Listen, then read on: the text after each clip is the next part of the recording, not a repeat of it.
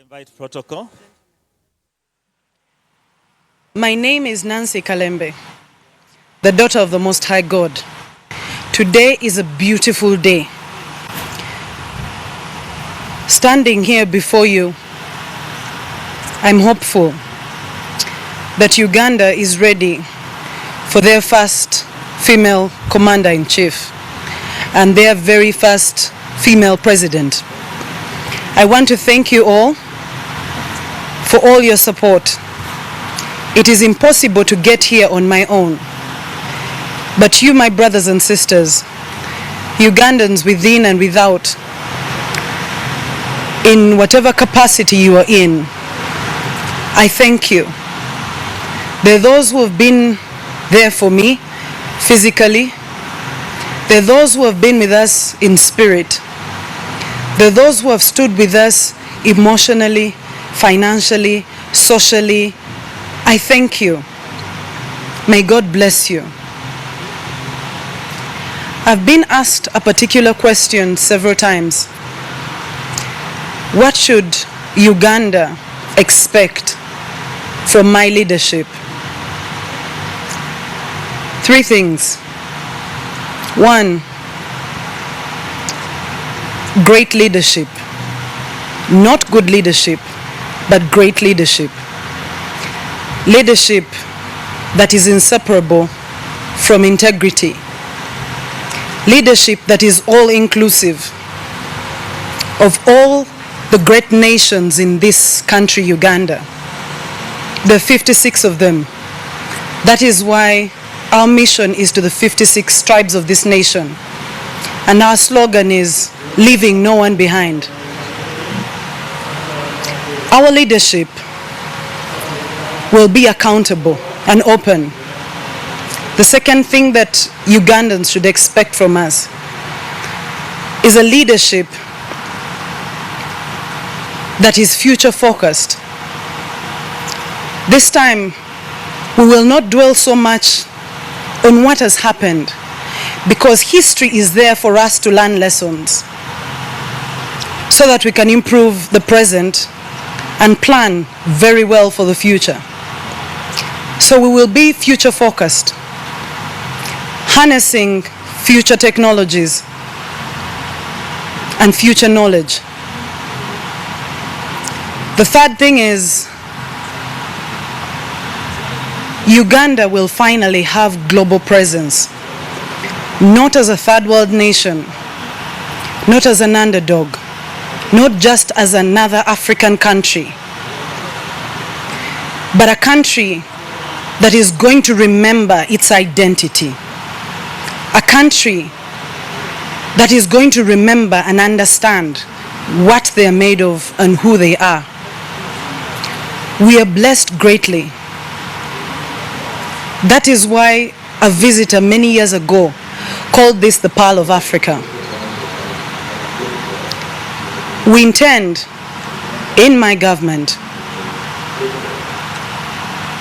to ensure that this global recognition is not only on the outside, but work will be done on the inside, because it will be inclusive. We intend to harness every God-given gift in this land, not only what is below the ground, but what is on the surface, the human resource, as well as what is above us. We intend to utilize this through a unified approach with inclusiveness in the usage of every God-given gift in this land. We intend to focus on unity so that Ugandans can start to say, I am Ugandan, wherever they go, proudly. I hope that answers that question that I've been asked several times. What should Ugandans expect from my leadership? On several occasions, I've spoken about four things: leadership, health, education, and the economy. I've spoken about leadership as I was starting. I will move to the health as one of the major sectors in our country because it touches every life. You see, health begins way before you are made in the womb. And yet several times the careers of the womb are forgotten, are treated like second-class citizens. Today, I would like to encourage every girl child and every woman to know that several glass ceilings have been broken. This is just another one. But we're not going to focus on the Me Too card that women also have gotten here. We're going to focus on work. When we discuss health, we need to discuss the foundational issues. The human resource.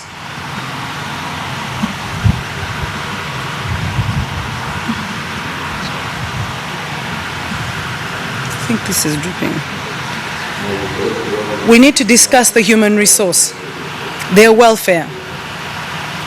Because how absurd it would be if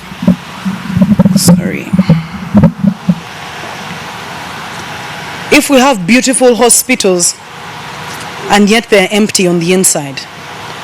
We need to discuss the issue of human resource. I speak about the human resource in our medical sector, in our health sector, not because of head knowledge, but because of experience. You see, I was born of such a woman who served in the health sector. They give their lives to save ours. Some of them have to stand in operating rooms for over 20 hours. This is humanly impossible. But these men and women in the health sector have shown us that it is possible every time and again, with one driving force: the survival of those for whom they sacrifice day and night. We will also focus on the medication. Some work has been done, but more needs to be done. There's still a lot to be desired. Case in point, when the COVID pandemic started, we had prophecies that if this virus has swept Europe and America, the first world countries, how much more will it do to Africa? I remember friends of mine and I said, we've heard that some people trust their chariots and horses, but we will trust God to protect Africa. You see, when they were making such pronouncements, they forgot what the African being is made of. This is the cradleland of mankind, and therefore we are strong.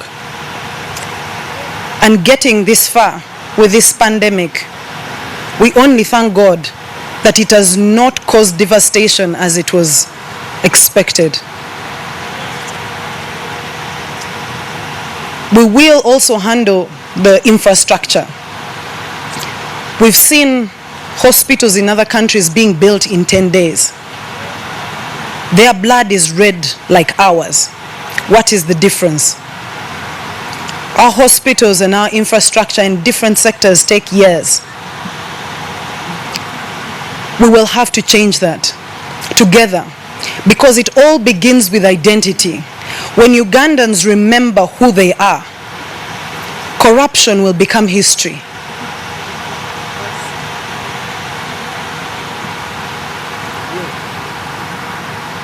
The other issue I'd like to address today is our education system.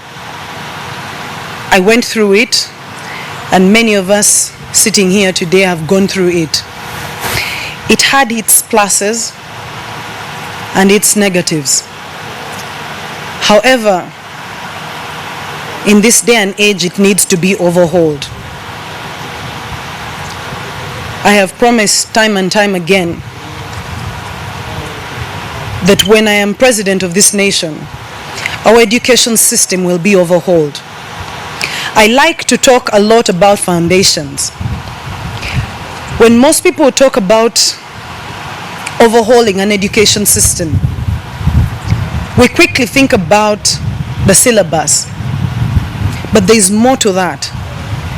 Every challenge, every problem, every existing barrier has a beginning and has a foundation. And in our education sector, we happen to have the teachers. When we are leaving senior 6, you're told to make choices. And several people make all choices of their desire and put education last. And yet, if you want to destroy a society, undervalue the teacher, my government will change that, because that is where we start. As children, however learned you are, you pass through the delicate hands of a teacher. We will dwell so much on their welfare, so their dignity is given back to them. Education will no longer be a fourth choice, but it will be treated as a calling, as a vocation for these great men and women who stand before us day and night, breathing in the chalk dust. The second thing after the teachers' welfare that we will handle, because we are dealing with foundations, it will be the early development centers, because our education dies in the foundational stages because it has not been dealt with. In the interest of time, I'll go quickly to the economy. Ugandans have cried about poverty and lack of jobs, especially the two biggest populations in this country, the youth and the women. We have 4 tools. I will not go into details right now, but I will mention them here. We have 4 tools that we would like to use to change the economy of this nation, starting from the foundation again. And that is the community businesses that will empower people in their rural... All right. While Nancy Kalembe outlines her manifesto or her agenda for the country in the coming days, we want